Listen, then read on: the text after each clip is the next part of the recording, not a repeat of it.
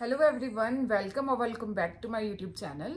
सो आज हम नेक्स्ट जो हमारा लास्ट पार्ट बचते हैं, कुछ हमारे डिसऑर्डर्स हैं जो मस्कुलोस्केलेटन सिस्टम के बचते हैं। हम टारगेट हाई ही बुक को आगे कवर कर रहे हैं। सो लास्ट वाला पार्ट इसका कंप्लीट हो जाएगा, मेनली इस वीडियो में हो ही जाएगा। अगर नहीं होता तो एक और पार्ट मैं ऐड कर दूंगी। उसके बाद हम जीआई स्टार्ट कर लेंगे नेक्स्ट वीडियो में। आज अब हमारी जो लास्ट की डिजीज बचती हैं लास्ट पार्ट की, वो हम कवर करेंगे। जैसे कि गाउट, हमारा ऑस्टियोआर्थराइटिस, रिमेटॉइड अर्थराइटिस, ऑस्टियोमलेशिया, रैप्डोमायोसिस और लोअर लिम्स की कुछ डिसऑर्डर्स हैं, स्पाइनल कॉर्ड की डिफॉर्मिटीज हैं। वो सारी हम आज के टॉपिक में, आज की वीडियो में कवर करेंगे ये सारे टॉपिक। तो अगर आपने मेरे पीछे वाले पार्ट नहीं देखे हैं तो आप पीछे वाले पार्ट्स को देख लो वीडियो के। तो मैंने मस्कुलो पहले जो है inflammation and wound healing cover किया है, फिर इम्यूनिटी कवर की है, उसके बाद मैंने मस्कुलोस्केलेटन के कुछ पार्ट्स डाले हैं। सो अगर आपने जो है पीछे वाले पार्ट्स अभी कवर नहीं किए हैं तो आप पहले उनको कवर करिए, उसके बाद इस वीडियो पे आइए। सो ये हमारा लास्ट पार्ट रहेगा इस वीडियो का, जिसमें कि हमने जो लास्ट के जो डिसऑर्डर्स कुछ बच गए हैं वो मैं इसमें कवर करूंगी, और इसको हम वैसे इसी वीडियो में कवर करने की कोशिश करेंगे। अगर नहीं होता है तो एक और पार्ट बना लेंगे, और इसमें कुछ डिसऑर्डर्स आ जाएंगे और कुछ रिव्यू पॉइंट्स जो रहते हैं, की पॉइंट्स हैं, या फिर लास्ट में जो दिए हुए सम इम्पॉर्टेंट पॉइंट्स हैं, वो आप कोशिश करिए खुद ही एक बार रीड करिए, क्योंकि वो सिर्फ मतलब मेमोराइज करने वाली ही चीजें हैं। जैसे लार्जेस्ट बोन होगी, स्मॉलेस्ट बोन होगी, ऐसे ऐसे कुछ फर्दर मेन पॉइंट्स दे रखे हैं, और उनमें कुछ इंपॉर्टेंट लाइंस दे रखी हैं, किसी चीज की पर्टिकुलर डेफिनेशन हो गई, या फिर कुछ ऐसे पॉइंट्स दे रखे हैं। तो वो आप खुद ही रीड कर लेना और लर्न कर लेना। अगर आपको ये चाहिए कि मैं वीडियो में ही डालूं, क्योंकि कुछ बच्चे ऐसे भी हैं जिनके पास बुक नहीं है, तो वो पूरा मेरे को ही फॉलो कर रहे हैं। तो आप फिर मैं ऐसा करूंगी, या तो लास्ट में वीडियो के एंड पे एक फोटो अपने नोट्स की या फिर बुक की, उसके जो सम इम्पोर्टेंट पॉइंट्स है वो मैं डाल दूंगी। आप उसमें से देख के स्क्रीनशॉट ले सकते हो। सो सबसे पहला हमारा टॉपिक है गाउट। गाउट क्या है? गाउट एक इन्फ्लामेटरी अर्थराइटिस है, जिसमें क्या होता है कि हमारे जो ज्वाइंट्स होते हैं, ज्वाइंट्स में क्या हो जाता है, यूरिक एसिड के क्रिस्टल्स की डिपोजिशन हो जाती है, जिसकी वजह से गाउट हमें अकर होता है और प्रॉब्लम्स होती हैं, पेन होगी, कुछ ना कुछ प्रॉब्लम अकर होती है। और ये किस वजह से होती है, क्या कॉज है, क्यों ये अकर होता है? तो कॉजेज उसके प्राइमरी और सेकेंडरी होते हैं। अब प्राइमरी कॉजेज में क्या होता है कि जो डायरेक्टली लिंक्ड है, ठीक है, मतलब कि जैसे कि हमने कुछ खाया तो उसकी वजह से डायरेक्टली प्रॉब्लम हो गई। सेकेंडरी में क्या आता है कि हमें कोई और प्रॉब्लम है, उस प्रॉब्लम की वजह से कुछ दूसरी चीज, जैसे हमने कुछ खाया उसकी वजह से हमारी किडनी में प्रॉब्लम हुई, तो फिर किडनी में प्रॉब्लम होने की वजह से हमें जो है प्रॉब्लम हो रही है गाउट की, तो वो आगे सेकेंडरी है। मतलब इनडायरेक्टली कोई चीज डायरेक्टली उस चीज को कॉज नहीं कर रही, बट वो पीछे से किसी और चीज में इफेक्ट डाल के गाउट कॉज कर रही है, वो सारे आ जाएंगे सेकेंडरी में। ठीक है, अब गाउट का मेनली देखो होता क्या है। अब जो यूरिक एसिड के क्रिस्टल्स हैं वो डिपॉजिट हो क्यों रहे हैं? सबसे पहले तो या तो वो ज्यादा हो रहे हैं हमारी बॉडी में, मेन तो यही है कि ज्यादा हो रहे हैं इसलिए वो डिपॉजिट हो रहे हैं। अगर वो कम होंगे तो डिपॉजिट नहीं होंगे।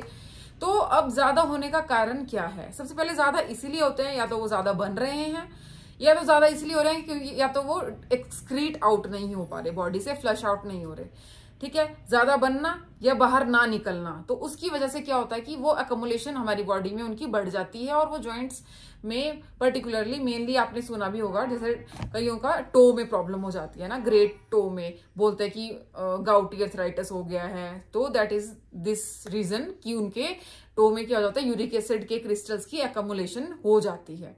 ठीक है, तो कॉज में हमारा सबसे पहले जैसे कि decrease excretion from kidney, kidney में कोई प्रॉब्लम है किसी वजह से, या फिर मेनली किडनी पे ही जो प्रॉब्लम होने की वजह से जो एक्सक्रीशन थी, अब जैसे एक्सक्रीशन नहीं हुई तो क्या होगा, जो यूरिक एसिड का अमाउंट है वो बढ़ जाएगा और वो गाउटी अर्थराइटिस को कॉज करेगा। ठीक है, एब्नॉर्मल प्यूरिन मेटाबॉलिज्म, अब प्यूरिन्स हैं।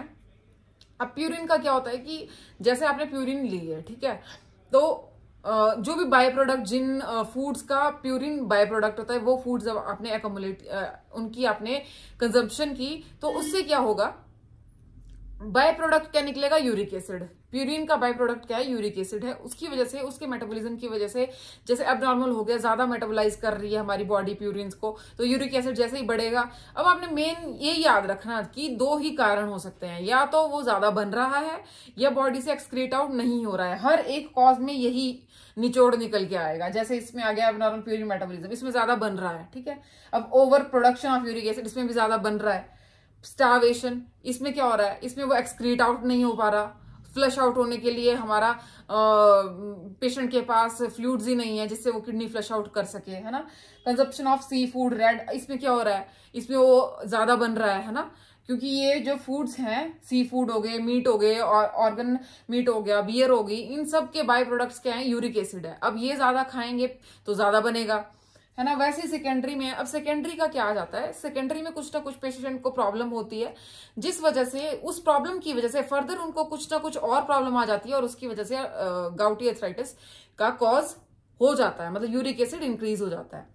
जैसे कि कुछ मेडिसिन है, साइक्लोस्पोरिन्स हो गई, ये थायराइड डाययूरेटिक्स हो गई, इनकी वजह से क्या होता है, फर्दर किडनी में प्रॉब्लम आ जाती है। तो किडनी जो है यूरिक एसिड को प्रॉपरली फिल्टर आउट नहीं कर पाती। जैसे वो फिल्टर आउट नहीं कर पाएगी तो ऑटोमेटिकली हमारा यूरिक एसिड बढ़ जाएगा, और क्रिस्टल जो है वो जॉइंट्स में डिपॉजिट होने शुरू हो जाएंगे।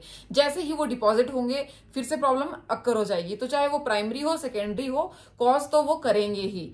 बस सेकेंडरी का क्या है कि वो इनडायरेक्टली कॉज करेंगे, डायरेक्टली नहीं करेंगे, ठीक है। उन चीजों की वजह से किसी और चीज में प्रॉब्लम आएगी, और वो चीज फिर फर्दर गाउटी आर्थराइटिस कॉज करेगी, ठीक है। हाइपरटेंशन, हाइपरटेंशन में क्या होगा, अब हाइपरटेंशन की वजह से भी किडनी में, अब प्रोलॉन्ग अगर पेशेंट हाइपरटेंशन का है, बड़े टाइम से क्रोनिक हाइपरटेंशन उसको चल रही है, तो उसकी वजह से भी पेशेंट की किडनी में प्रॉब्लम आ सकती है, ठीक है। और क्या हो सकता है, उनकी जो फर्दर मेडिकेशंस हैं, जैसे डाययूरेटिक्स हैं, उनकी वजह से, मतलब इनडायरेक्टली हाइपरटेंशन से भी जो है उनका मेटाबॉलिज्म में भी फर्क पड़ता है, जिसकी वजह से यूरिक एसिड इंक्रीज हो जाता है, उसकी एक्सक्रीशन बंद हो जाती है, तो ऑटोमेटिकली एक्सक्रीशन नहीं होगी तो फिर इंक्रीज हो जाएगा लेवल इनसाइड आवर बॉडी, ठीक है। डायबिटीज मेलाइटिस में क्या होता है, इंसुलिन रेजिस्टेंस पैदा हो जाता है, ठीक है।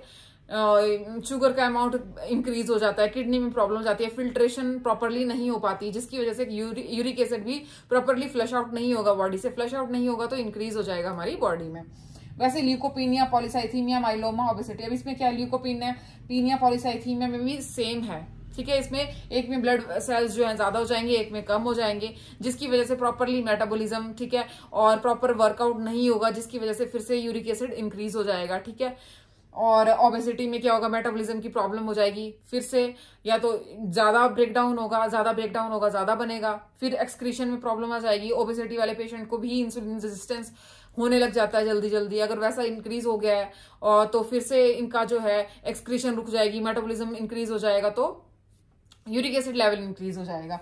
कोलेस्ट्रॉल की, जिनमें कोलेस्ट्रॉल ज्यादा होता है उनमें भी इंसुलिन रेजिस्टेंस होना स्टार्ट हो जाता है, ठीक है। और इनमें मेटाबॉलिज्म की प्रॉब्लम आ जाती है। मेटाबॉलिज्म जब डिस्टर्ब होगा तो एबनॉर्मल मेटाबॉलिज्म फिर से लीड करेगा यूरिक एसिड की फॉर्मेशन को, और रीनल डिजीज की वजह से एक्सक्रीशन नहीं हो पाएगी तो ऑटोमेटिकली वो एक्युमुलेशन होती रहेगी बॉडी में। ज्यादा एक्युमुलेशन जितनी ज्यादा होगी उतना ज्यादा यूरिक एसिड इंक्रीज करेगा, और उतनी ज्यादा हमारे जॉइंट्स में उनकी डिपोजिशन होगी। सो ये सारे थे हमारे प्राइमरी और सेकेंडरी कॉजेज, और इसके बाद हम फर्दर नेक्स्ट देखेंगे कि हमारे क्या साइन एंड सिम्टम्स है, हमें कैसे पता चलेगा कि पेशेंट को गाउट है, ठीक है। तो हमने पेशेंट को बताना है, उसको बेड रेस्ट के लिए बोलना है कि आप आराम से रेस्ट करो, इसमें ज्यादा आपको काम करने की जरूरत नहीं है, क्योंकि जितना ज्यादा पेशेंट फिर मूव करेगा उतनी ज्यादा उनको स्वेलिंग इंक्रीज हो सकती है, रेडनेस इंक्रीज हो सकती है जॉइंट्स में। तो उनको बोलेंगे बेड रेस्ट करो, पेन के लिए रिलीफ करवाएंगे उनको, तो पेन रिलीफ करवाएंगे, बेड रेस्ट देंगे, और साथ में कंफर्टेबल मयर्स यूज करेंगे ताकि उनको जो है पेन थोड़ा कम हो। डाइटरी रिस्ट्रिक्शंस उनकी सबसे मेनली करनी है, आपने पूरा डाइट का ध्यान रखना है, और साथ में डाइट के साथ साथ फिर हम फर्दर फैमिली टीचिंग भी करेंगे, ठीक है। Further family teaching is also important, उनको उनकी फैमिली को भी टीच करना है कि क्या क्या ये प्रॉब्लम है, कैसे हो सकती है, उनको रिस्ट्रिक्शन डाइट की बतानी है, फ्लूइड इनटेक के लिए बताना है, सारा उनको भी हेल्थ एजुकेशन प्रोवाइड करवानी है। सो यही था हमारा गाउट। तो अब हमारा नेक्स्ट टॉपिक है tendinitis. Tendinitis is inflammation of tendons, ठीक है। टेंडन्स की इन्फ्लेमेशन, टेंडन्स कौन, जो कि हमारी बोन्स को मसल के साथ अटैचमेंट में हेल्प करते हैं, ठीक है।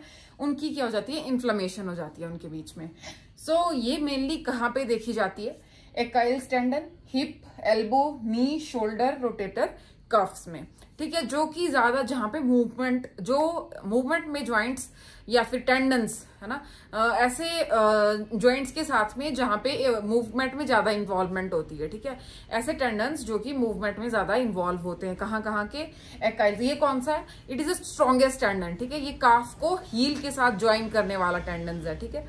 फिर हिप का टेंडन, वहां पे भी अब जैसे वेट ज्यादा बियर होता है, मूवमेंट ज्यादा होती है, तो वहां पे भी इन्फ्लेमेशन होने के चांसेस ज्यादा रहते हैं, ठीक है। यहाँ पे जैसे कॉजेज हैं हमारे, तो कॉजेज को ही लेते हुए हम एक्सप्लेन करेंगे, जैसे कि हाइपर मोबिलिटी, किसी भी जगह की ज्यादा मूवमेंट होगी, हाइपर मोबाइल हो रहा है, ठीक है, उसकी वजह से ये हो सकता है, ठीक है। एबनॉर्मल मूवमेंट, अब ऐसा तो है नहीं कि आप मूव करने में ये हो जाएगा, हाइपर मतलब ज्यादा मूवमेंट करने पे, ऐसा नहीं है कि नॉर्मल मूवमेंट पे इन्फ्लेमेशन हो रही है। या फिर कोई प्रॉब्लम जैसे बैक्टीरियल प्रॉब्लम, जैसे सेप्टिक कंडीशन है, वहां से फिर बैक्टीरिया प्रोलिफरेट करके या फिर वन प्लेस से दूसरी प्लेस में जैसे इन्फ्लेमेशन कॉज कर देते हैं, उस वजह से, या फिर कोई भी कंडीशन हो सकती है जिसकी वजह से इन्फ्लेमेशन हो रही है, स्वेलिंग हो रही है, वहां पे कुछ प्रॉब्लम है, जैसे कोई इंसान है, जैसे कि कोई भी एक्टिविटी करता है, कोई एक्सरसाइज करता है, तो उनका पोस्चर जो प्रॉपर नहीं होता, उस वजह से टेंडिनाइटिस हो सकता है, टेंडन में प्रॉब्लम हो सकती है because of that bad posture, ठीक है। पोस्चरल माल अलाइनमेंट और एबनॉर्मल मूवमेंट, ठीक है, जैसे कि हम जैसे मान लो कि ये रिस्ट है, ठीक है, इससे मैंने कोई चीज ऐसे नॉर्मली उठानी है, लेकिन मैं ऐसे करके उठाने लग जाऊं, मतलब इसकी जो मूवमेंट है वो एबनॉर्मल कर दूं, जो प्रॉपर मूवमेंट है ज्वाइंट की वैसे ना करके, टेंडन की वैसी ना करके, मैं उसकी मूवमेंट डिफरेंट कर दूं, एबनॉर्मल मूवमेंट कर दूं, तो वैसे भी हमको इंजरी हो सकती है और टेंडिनाइटिस हो सकता है, ठीक है। या फिर ट्रॉमा की वजह से, है ना, कोई भी ट्रॉमा हो गया, या फिर जैसे अगर आप पोस्चर खराब यूज करोगे, या फिर एबनॉर्मली किसी चीज को एबनॉर्मली अपने बॉडी की मूवमेंट करोगे, तो दिखती सी बात है ट्रॉमा होगा, और ट्रॉमा की वजह से फिर इन्फ्लेमेशन होगी। जब ट्रॉमा होता है तो वहां पे इन्फ्लेमेशन होती है बिकॉज हेमेटोमा भी फॉर्म होगा, जैसे हमने पढ़ा है इन्फ्लेमेशन एंड वुंड हीलिंग में, तो वो वाला सारा प्रोसेस होता है ना। अब नेक्स्ट टॉपिक, अब देखो ये जो टॉपिक्स है ना, ये मैं टारगेट हाई के ही अकॉर्डिंग करा रही हूँ। अब इसमें यह है कि जितना उसमें दे रखा है मैं उतना ही एक्सप्लेन कर रही हूँ, थोड़ा बहुत जो एक्सप्लेनेशन की जरूरत है मैं उतना ही एक्सप्लेन करती हूँ। अब अगर आपको ये चाहिए कि बेसिक का, तो मैं ये सोच रही थी कि मैं सेपरेटली भी वीडियो बनाना स्टार्ट कर दूंगी एक आधे किसी सब्जेक्ट को लेके, फिर अगर आपको वो ज्यादा अच्छा लगता है तो वैसे कंटिन्यू कर लेंगे, ठीक है। ऐसा कोई पर्टिकुलर ऐसा नहीं है कि हमने इसी से वो करना है। अगर आपको ये लगता है कि हमें डीप स्टडी करनी है तो आप मेरी वो वाली सीरीज में चलाऊंगी, देखते हैं अभी, मतलब जैसे जैसे मेरी कंसिस्टेंसी भी मेंटेन करती है और सारी चीजें सही बैठती हैं, तो वैसे वैसे मैं वो सीरीज भी इकट्ठी शुरू कर दूंगी, जो हम बेसिक से स्टार्ट करेंगे फिर एक एक सब्जेक्ट को लेते हुए। अब हमारा नेक्स्ट टॉपिक है बुर्साइटिस। बुर्साइटिस इज इन्फ्लेमेशन, पेनफुल इन्फ्लेमेशन होती है हमारे बर्से में, ठीक है। बर्सा की इन्फ्लेमेशन कैसे होगी? इसमें क्या होता है कि जो बर्सा क्या है, mainly bursa is a fluid sac है, जो कि फ्लूइड फिल्ड होता है, ठीक है, जो कहाँ पे पाया जाता है? बोन और टेंडन के बीच में, या फिर ज्वाइंट्स के आसपास जो मसल्स होती हैं वहां पे पाया जाता है। उसकी क्या हो जाती है? इन्फ्लेमेशन हो जाती है। तो उसकी इन्फ्लेमेशन मेनली कौन कौन सी जगह पे जो है ये देखने को मिलता है? सब डेल्टोइड, ठीक है। सब डेल्टोइड कौन सा रहेगा? हमारा शोल्डर में, ठीक है, जो मतलब डेल्टोइड मसल के नीचे वाला, ठीक है, उस पार्ट में देखने को मिलेगी, उस टेंडन में देखने को मिलेगी। ऑलिक्रॉन कौन सा है? टिप, एल्बो के टिप पे, ठीक है, जो कि हम स्टूडेंट एल्बो के नाम से भी जानते हैं, ठीक है। क्यों? क्योंकि यहाँ पे जो है ना प्रेशर अप्लाई होता है, ठीक है। प्रेशर अप्लाई या फिर ज्यादा मोशन और कैल्सिफिकेशन की वजह से क्या हो जाएगा? इन्फ्लेमेशन हो जाएगी बर्से में, ठीक है, और वो हो जाएगा बर्साइटिस। फिर ट्रोकेंट्रियक कहाँ पे आ जाएगा हमारा? ये हमारा आउटसाइड ऑफ द हिप, ठीक है, जो फीमर के साथ में मेजर फीमर वाली जो टेंडन होती है आउटसाइड ऑफ द हिप, उस वाले में इन्फेक्शन होना, उसको इन्फ्लेमेशन होना, ठीक है। और सब एक्रोमियम बर्सा, जो कि हमारा एक्रोमियम प्रोसेस में ही आता है, मतलब कि एक जो शोल्डर ब्लेड है उसी का ही पार्ट है, ठीक है, उसमें भी इन्फ्लेमेशन हो सकती है। ये हमारे कॉमन जगह हैं जहां पर बर्सा में इन्फ्लेमेशन देखी जाती है, ठीक है। और उसके बाद टाइप्स आते हैं। टाइप्स हमारे एक्यूट, क्रॉनिक, सेप्टिक और ये कैल्सिफिकेशन की वजह से देखने को मिलता है, ठीक है, जिसको हम कैल्सिफिक बोलते हैं। तो एक्यूट तो वो हो गया जो कि जैसे कि कोई ट्रॉमा है या फिर कोई सडन मोशन इंक्रीज हो गया या फिर मतलब प्रेशर एक्सर्ट हो गया, उस वजह से कोई प्रॉब्लम हो गई, तो वहां पे इन्फ्लेमेशन, जैसे सैक में जो फ्लूइड फिल्ड कैविटी है उसमें प्रॉब्लम आ जाती है, ठीक है। उसकी कैविटी में जो फ्लूइड है या तो उसमें इन्फेक्शन बन गया या फिर मोशन ट्रॉमा की वजह से हेमेटोमा या फिर कोई चीज की प्रोलिफरेशन की वजह से, या फिर मतलब जैसे इन्फ्लेमेशन कैसे होती है, ठीक है, या तो ट्रॉमा की वजह से होती है या कोई सेप्टिक में आ जाएगा वो, ठीक है, जो बैक्टीरिया वाला आता है। तो एक्यूट में वो आ जाएगा जो स्मॉल पीरियड मतलब जल्दी से एकदम से हो गया है, ठीक है, कोई ट्रॉमा एक्सर्शन हो गई ज्यादा एक्सर्शन की वजह से या फिर कोई एकदम से इंजरी हो गई पेशेंट को, तो भी ये हो सकता है एक्यूट। और क्रोनिक जो कि धीरे धीरे मतलब कि एबनॉर्मल मूवमेंट हो गई या फिर किसी भी प्रॉब्लम की वजह से मोबिलिटी प्रॉपर नहीं है, ठीक है, उस वजह से क्या हो जाएगा कि इन्फ्लेमेशन जो हमारा बरसे हैं वो नॉर्मली उनका जो फ्लूइड है वो इंक्रीज भी हो सकता है, ठीक है, डिक्रीज भी हो सकता है, और उस वजह से भी इन्फ्लेमेशन होनी स्टार्ट हो सकती है वहां पर। तो मतलब लंबे टाइम तक जो चीज होती रहेगी, जैसे कि धीरे धीरे जो इन्फ्लेमेशन हो रही है उसको हम क्रोनिक बोलेंगे, ठीक है। सेप्टिक जो कि मतलब या तो पेशेंट को इंजरी हुई है या फिर आसपास के एरिया में इंजरी है, तो वहां से फिर फर्दर वो हमारे फ्लूइड फील्ड सैक में चले जाती है और वहां पे इन्फेक्शन कर देती है, फ्लूइड को इन्फेक्ट कर देती है और बैक्टीरिया वहां पे ग्रो कर लेते हैं और सेप्टिक कंडीशन पैदा हो जाती है, ठीक है। और कैल्सिफिक में क्या होता है कि जो एबनॉर्मल कैल्शियम की डिपोजिशन स्टार्ट हो जाती है वहां पे हमारे सेक्स में जो है वहां पे कैल्शियम की डिपोजिशन एबनॉर्मली स्टार्ट हो जाती है, that condition is called as calcific bursitis, ठीक है। तो ये है हमारे टाइप्स। अब नेक्स्ट हम करेंगे causes and clinical manifestations. So bursitis के कॉज में तो यही आ गए, आपको दिख रहा है प्रॉपर, शायद लाइट पड़ रही है, तो कॉज में तो वही आ गया कि इन्फ्लामेशन का क्या कॉज है ना, ट्रॉमा की वजह से या फिर फर्दर इन्फ्लामेशन की वजह से, कैल्सिफिकेशन की वजह से। और क्लिनिकल मैनिफेस्टेशन क्या है कि इसमें पेन तो पेशेंट को होगी ही, है ना। इन्फ्लामेशन क्या, अब जो इन्फ्लामेशन के साइन एंड सिम्टम है वही जो है हमारे बर्साइटिस में भी आ जाएंगे, ठीक है। जो भी इन्फ्लामेशन है उसमें ये तो आएंगे ही, है ना, स्वेलिंग, पेन, रेडनेस, वार्मथ, ठीक है, और लॉस ऑफ फंक्शन, ठीक है। वही फिर ट्रीटमेंट, अब जहां पे अगर पेशेंट को पेन हो रही है, ठीक है, मूवमेंट की वजह से है, हाइपर मोबिलिटी की वजह से, तो उनको रेस्ट बोलेंगे, ठीक है। रेस्ट बोलेंगे तो ऑटोमेटिकली हो सकता है कि रेस्ट की वजह से उनको काफी रिलीफ मिले, और उसके बाद सिम्टोमेटिक ट्रीटमेंट देंगे, जैसे वो सिम्टम बताएंगे, जैसे इन्फ्लामेशन बताएंगे तो एंटी इन्फ्लामेटरी देंगे, ठीक है, अगर फीवर है एंटीपायरेटिक देंगे, पेन है एनाल्जेसिक देंगे, वैसे ही उनका सिम्टोमेटिक ट्रीटमेंट करेंगे, ठीक है। और स्वेलिंग वगैरह को रिड्यूस करने के लिए भी नसेड्स एंड ऑल, ठीक है, नसेड्स देंगे, और एंटीबायोटिक्स इन्फेक्शन को कम करने के लिए, ठीक है, जैसे सेप्टिक में मेनली। और उसके बाद हम नेक्स्ट पढ़ते हैं ऑस्टियोआर्थराइटिस। अब ऑस्टियोआर्थराइटिस क्या है? Osteoarthritis is a non inflammatory infection, ठीक है, जिसमें कि हमारा इम्यून सिस्टम इन्वॉल्व नहीं होता है। ये वियर एंड टियर वाला इन्फेक्शन जिसको बोलते हैं, ठीक है, जो कि वियर एंड टियर की वजह से हुआ है, ठीक है। तो इसमें भी डिजनरेशन तो होती है जॉइंट्स की, बट लेकिन ये नॉन इन्फ्लेमेटरी है, ठीक है। मेन जो इसका पॉइंट है that it is non inflammatory.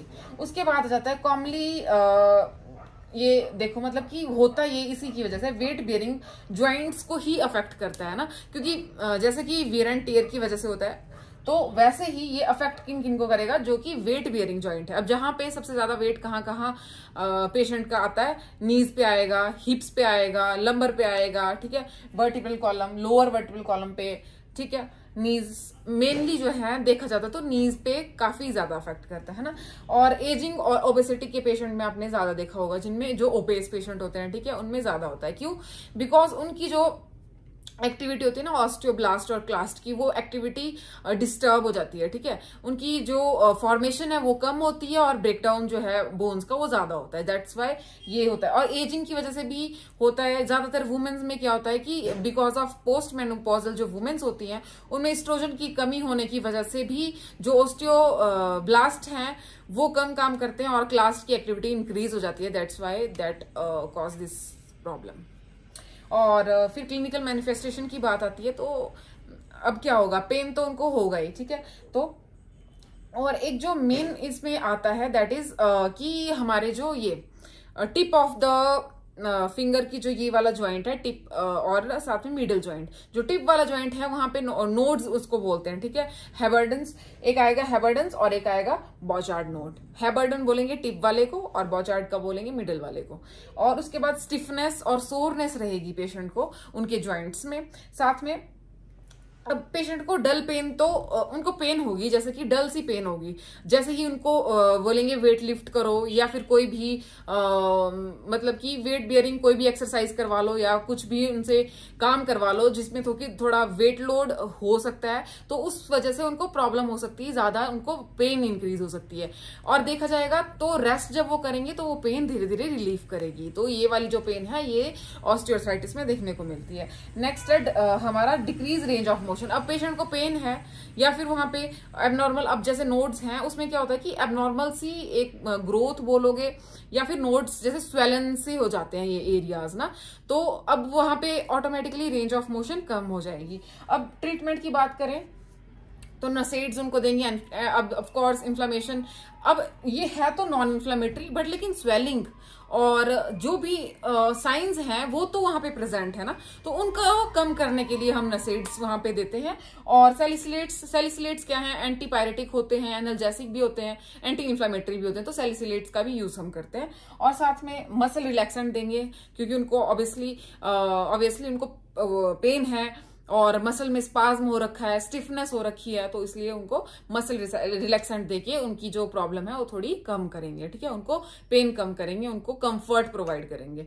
फिर उसके बाद आता है इंट्रा आर्टिकुलर स्टेरॉइड्स। ये जो है लोकल एनेस्थेटिक इफेक्ट देते हैं, ठीक है, पर्टिकुलर उसी ज्वाइंट में उसी जगह में जहां पे उनको ज्यादा प्रॉब्लम है, जैसे नी में हो रही है तो वहां पे दे देंगे, ठीक है, इंट्रा आर्टिकुलरली देंगे तो वो लोकल इफेक्ट दिखाएगा और ज्यादा उनको रिलीफ मिलेगा, ठीक है।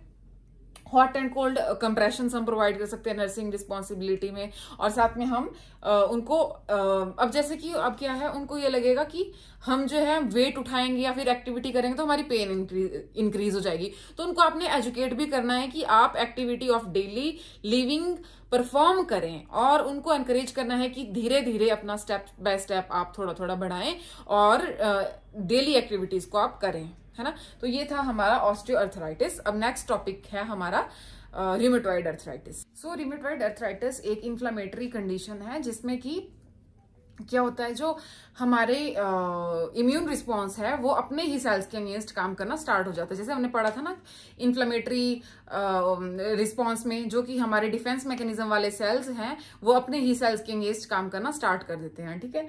तो inflammatory condition affective connective tissue और जो हमारी साइनोवियल लाइनिंग है उसमें इफेक्ट ये डालना शुरू कर देते हैं और बोन की डिफॉर्मिटी भी इसमें अराइज होना सीवियर कंडीशन में स्टार्ट हो जाती है। आपने देखा होगा बहुत सारे लोगों में जो स्वान नेक डिफॉर्मिटीज की कॉमन मेनली जो देखने को मिलती है, जिसमें ये ऐसे हो जाते हैं ना, थोड़े ऐसे करके हो जाते हैं स्वान नेक।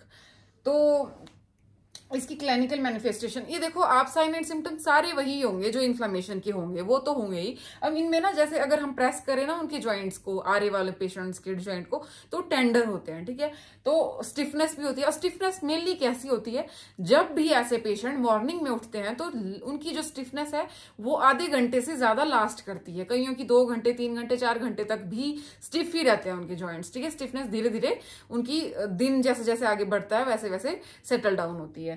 और जैसे कि अब डिफॉर्मिटी होगी, स्टिफनेस होगी, तो रेंज ऑफ मोशन ऑटोमेटिकली उनका कम हो जाएगा। और साथ में स्वान नेक का मैंने बता दिया आपको, ठीक है, स्वान जैसी नेक की उनकी डिफॉर्मिटी ये कॉमन एक सिम्टम है जो कि हम देख के बता सकते हैं कि इनको आ रहे हैं, ठीक है। और डायग्नोस अगर हमने करना हो तो उनका ESR बढ़ा हुआ मिलेगा, ठीक है। ESR टेस्ट होता है जो कि एरिथ्रोसाइट सेडिमेंटेशन रेट, जो कि क्रोनिक इन्फ्लेमेशन, कोई भी हमारे बॉडी में ऑटो इम्यून डिजीज हो या फिर क्रोनिक जो कंडीशन है उसको शो करता है ESR, ठीक है। तो ये इंक्रीज होता है। और RA फैक्टर जो कि रिमेटॉइड अर्थराइटिस का फैक्टर है वो भी बढ़ा हुआ मिलता है इन पेशेंट में, ठीक है। अब मेडिकल मैनेजमेंट की बात करते हैं तो नसेड्स देंगे, एंटी इन्फ्लेमेटरी जो कि रिस्पॉन्ड करेंगे, है ना, एंटी रूमेटिक्स देंगे। ये ऐसी ड्रग्स हैं जो कि RA फैक्टर को कंट्रोल करेंगी, ठीक है। अब जो इन पेशेंट्स में क्या होता है कि इस डिजीज को हम कंट्रोल कर सकते हैं। जैसे कि डायबिटीज मेलाइटिस होती है ना, जैसे कि बोलते हैं कि ये प्रॉब्लम तो इनको हो गई है, अब इसको हम कंट्रोल में ला सकते हैं। जैसे हाइपरटेंशन है तो कंट्रोल में कर सकते हैं इनको, इस डिजीज को सुला सकते हैं, मतलब इसकी स्लीपिंग कंडीशन में ला सकते हैं। फिर जब ये जागती है तो ये डिफॉर्मिटी कॉज करती है, तो उस कंडीशन में डालने के लिए हम एंटी रूमेटिक्स देते हैं, ठीक है। जैसे मिथोट्रेक्सेट, HCQ, हाइड्रोक्लोरोक्विन और सल्फोसैलाजिन, ठीक है। ये सारी कौन सी ड्रग्स हैं, ये एंटी रूमेटिक्स हैं, ठीक है। और साथ में ग्लूकोकॉर्टिकॉइड्स भी पेशेंट को प्रोवाइड करते हैं ताकि जो साइनोवियल लाइनिंग है उसकी जो इन्फ्लेमेशन है वो कम हो जाए, क्योंकि वो इतनी स्वेल कर जाती है, पेशेंट को इतना पेन होता है, वो मूवमेंट नहीं कर पाते, वो डेली एक्टिविटी नहीं कर पाते, वो खाना नहीं खा पाते, मतलब बहुत ज्यादा इनकी जो सीवियर कंडीशन भी हो जाती है। इसीलिए ग्लूकोकॉर्टिकॉइड्स भी इनको देते हैं। अगर कुछ ज्यादा ही कंडीशन खराब हो जाती है तो सर्जिकल मैनेजमेंट पे भी जाना पड़ता है, जैसे कि साइनोवेक्टमी। इसमें क्या करते हैं, जो साइनोवियल लाइनिंग है उसकी इन्फ्लामेशन हो जाती है, उसकी स्वेलिंग बढ़ जाती है, तो उस लाइनिंग को ही रिमूव कर देते हैं, ठीक है। तो उसकी वजह से फिर उनको जो है मूवमेंट में, डेली एक्टिविटी में थोड़ी राहत मिलती है। और फिर अर्थ्रोडेसिस है, इसमें हम क्या करते हैं, ये भी एक सर्जिकल ही मैनेजमेंट है, जिसमें कि हम जैसे कि पेशेंट के पास ये जॉइंट है, उसमें 2 बोन है, उनको आपस में फिक्स कर देंगे 2 और मोर। जब अब क्या हो रहा है ना, पेशेंट को मूवमेंट की वजह से भी प्रॉब्लम हो रही है, पेन हो रही है, ठीक है। और तो हम क्या करेंगे, या तो बोन का ग्राफ्ट यूज करते हैं या फिर बोन्स को ही आपस में ज्वाइन करके उनकी मोबिलिटी, ताकि स्टेबिलिटी मिल सके जॉइंट को, तो उसको स्टेबलाइज कर देंगे। स्टेबलाइज करने के लिए हम 2 और मोर बोन्स को फिक्स कर देते हैं एक दूसरे के साथ, दैट इज अर्थ्रोडेसिस। और फिर जॉइंट रिप्लेसमेंट। अब सीवियर केसेस हो जाते हैं जिनमें, जैसे नी रिप्लेसमेंट सुना होगा आपने, नी रिप्लेसमेंट सर्जरी करी है, तो वो वाली सर्जरी फिर करनी पड़ती है जब केसेस थोड़े मतलब सीवियर हो जाते हैं। ऑस्टियोमाइलाइटिस एक कंडीशन है जो कि मेनली बैक्टीरिया की वजह से होती है, ठीक है। इसमें क्या होता है कि इन्फेक्शन और इन्फ्लेमेशन बोन मैरो और बोन की होगी। अब इसमें क्या होगा, कोई साइट पे मतलब कि जैसे कोई ट्रॉमा हो गया पेशेंट को, ये मेनली जैसे है ही ना बात कि occur due to direct bone injury, जैसे गन शॉट हो गया, वूंड हो गया, सर्जरी हो गई, फिर वहां पे बंदे को इन्फेक्शन हो गया, ठीक है। अब वहां की इन्फेक्शन की वजह से वो फर्दर फिर आगे आगे जाके थ्रू हिमेटोजेनेसिस रूट, ठीक है, इस रूट से वो ब्लड के थ्रू जाएगा, बोन मैरो तक पहुंचेगा, बोन्स तक पहुंचेगा, वहां पे इन्फ्लेमेशन करेगा, तो ऑस्टियोमाइलाइटिस होगा पेशेंट को, ठीक है। और ये जो है मेनली मोर देन 50% केसेस में स्टेफाइलोकोकस ऑरियस की वजह से होता है। बाकी अदर बैक्टीरिया जो इसको कॉज करते हैं, स्यूडोमोनास, एंटेरोकोकाई और स्ट्रेप्टोकोकस होता है। और मैनेजमेंट की बात करें, अब जैसे बैक्टीरियल है तो एंटीबायोटिक तो यूज करेंगे ही, और साथ में अब क्या होगा, हमने जैसे कि इन्फ्लेमेशन भी पढ़ा था, अगर वुंड हील नहीं होता तो क्या करते हैं, डिब्राइटमेंट करते हैं, एक ट्रीटमेंट का मेथड था वो ना, तो वैसे ही इसमें भी हम सर्जिकल डिब्राइडमेंट ऑफ बोन करेंगे, ठीक है, तो उसको ताकि हीलिंग में इजी हो जाए। और साथ में नर्सिंग रिस्पॉन्सिबिलिटी क्या रहेगी, हमने जो है पेशेंट को पेन रिलीफ करना है सबसे पहले, क्योंकि उसको काफी ज्यादा पेन होगा इसमें। और उसके बाद उनको हमने फिजिकल मोबिलिटी के लिए एनकरेज करना है, इंप्रूव करनी है उनकी फिजिकल मोबिलिटी, ठीक है। और उसको उसके बारे में एक्सरसाइज बता सकते हैं, उसके लिए मोबिलिटी की हम टेक्निक्स बता सकते हैं, ड्रिल्स बता सकते हैं, मोबिलिटी ड्रिल्स जो होती हैं वो भी उनको एजुकेट कर सकते हैं, उनकी फैमिली को बता सकते हैं, ताकि वो उनको एक्टिव और पैसिवली उनके साथ इन्वॉल्व हो जाएं एक्सरसाइज करवाने में और मोबिलिटी इंप्रूव करने में। और साथ में कंट्रोल इन्फेक्शियस प्रोसेस, इसमें हमने सेप्टिक टेक्निक सारी फॉलो करनी है ताकि पेशेंट को कोई प्रॉब्लम ना हो, फर्दर कोई इन्फेक्शन आगे ना बढ़ जाए। तो ये था हमारा ऑस्टियोमाइलाइटिस। नेक्स्ट हम करेंगे ऑस्टियोपोरोसिस। सो ऑस्टियोपोरोसिस में क्या होता है, जैसे कि नाम से ही पता चल रहा है कि पोरस, ठीक है, मतलब पोर फॉर्मेशन हो जाएगी, बोन कैसी हो जाएगी, परफोरेटेड हो जाएगी। सो डिक्रीज बोन मास और डेंसिटी, ठीक है, मतलब कि बोन का जो प्रॉपर फॉर्म है, प्रॉपर जो डेंस होता है ना, कि मतलब एक तरह से सॉलिड है, वो सॉलिड नहीं रहा, उसमें पोर बन गए हैं, ठीक है। तो उसकी वजह से क्या हो गया, बोन बहुत ज्यादा वीक और फ्रेजाइल हो गई है। थोड़ा सा भी अगर कुछ एक्सर्शन हो जाती है या फिर कुछ थोड़ा बहुत मतलब झटका भी लग जाए तो फ्रैक्चर हो जाता है एकदम से, ठीक है। मतलब उनकी जो ऑस्टियोपोरोसिस वाले पेशेंट होते हैं, they are prone to get fracture बहुत जल्दी से, है ना। तो मोस्ट प्रेवलेंट ये पूरे वर्ल्ड में ये कंडीशन है, ठीक है, जो सबसे ज्यादा पाई जाती है। ये कैसे होती है, जब हमारे ऑस्टियोब्लास्ट और क्लास्ट की जो एक्टिविटी है वो इम्बेलेंस हो जाती है, ठीक है, मतलब फॉर्मेशन या तो कम हो गई है या फिर ब्रेकडाउन ज्यादा हो गया है बोन का, है ना, तो इनके बीच में इम्बेलेंस हो गया है।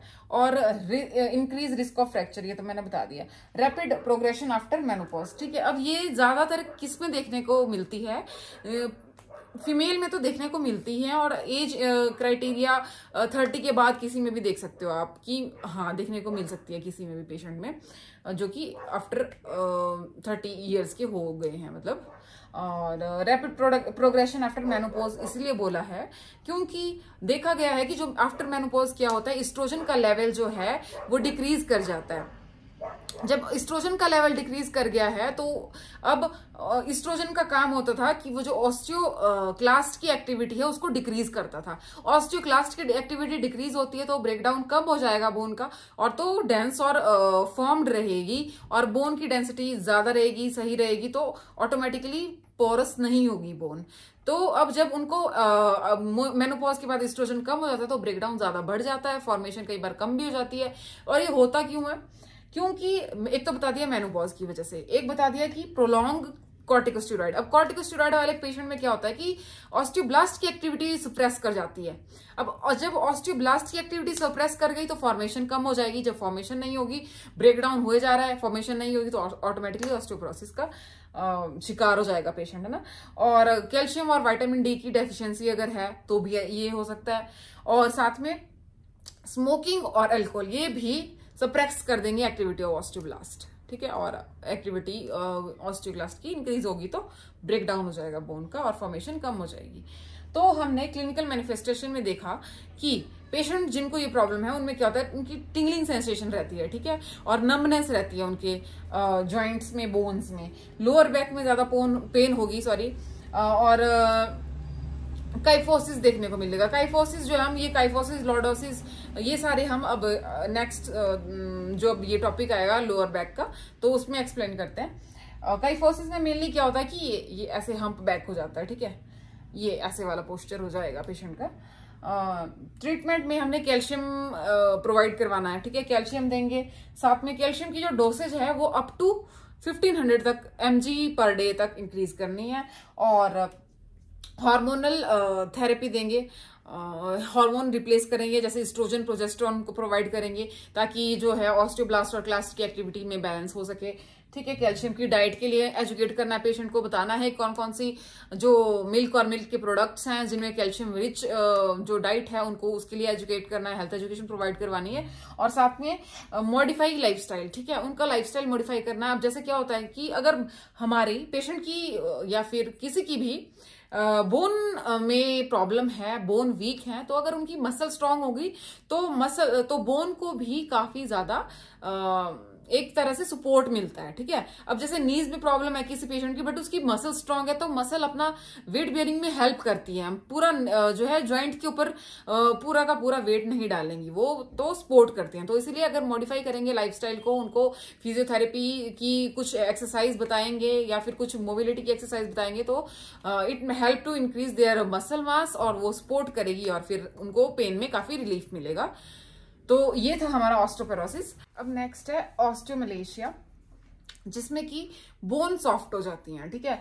सॉफ्टनिंग कैसे हो जाएगी, क्योंकि मेटाबॉलिज्म में प्रॉब्लम हो गई है। मेटाबॉलिज्म क्या है, ब्रेकडाउन और जो फॉर्मेशन है, रिजॉर्प्शन एंड फॉर्मेशन में प्रॉब्लम हो गई है जिसकी वजह से सॉफ्टनिंग हो गई है, ठीक है, मेटाबॉलिज्म इंपेयर होने की वजह से। अब जैसे क्या होता है कि सॉफ्टनिंग होने की वजह से प्राइमरली ये क्यों होती है सॉफ्टनिंग, पहले ये देख लेते हैं। ये होती है कैल्शियम फॉस्फेट या फिर विटामिन डी या फिर कैल्शियम की रिजॉर्प्शन प्रॉपर नहीं है, इनकी डेफिशिएंसी हो रखी है। इन सारे जो कैल्शियम सप्लीमेंट ही है, काइंड ऑफ सप्लीमेंट्स की कमी बोल सकते हो या फिर कोई भी मॉलिक्यूल्स की, है ना, उनकी डेफिशिएंसी हो गई है तो उसकी वजह से हो जाता है। फिर इनकी मैनेजमेंट में अब जिसकी डेफिशिएंसी हो गई है उन चीजों को प्रोवाइड करवा दो, कैल्शियम दे दो, विटामिन डी दे दो, तो पेशेंट की जब ये सप्लीमेंट कंप्लीट हो जाएंगे, इनकी डेफिशिएंसी कंप्लीट हो जाएगी बॉडी में, तो फिर ये जो है प्रॉब्लम कम हो सकती है ना। और उसको पेशेंट को बोलना है कि सनलाइट का एक्सपोजर ले, ताकि विटामिन डी की जो कमी है वो पूरी हो सके, है ना। अब सॉफ्टनिंग की वजह से क्या होता है कि पेशेंट के जो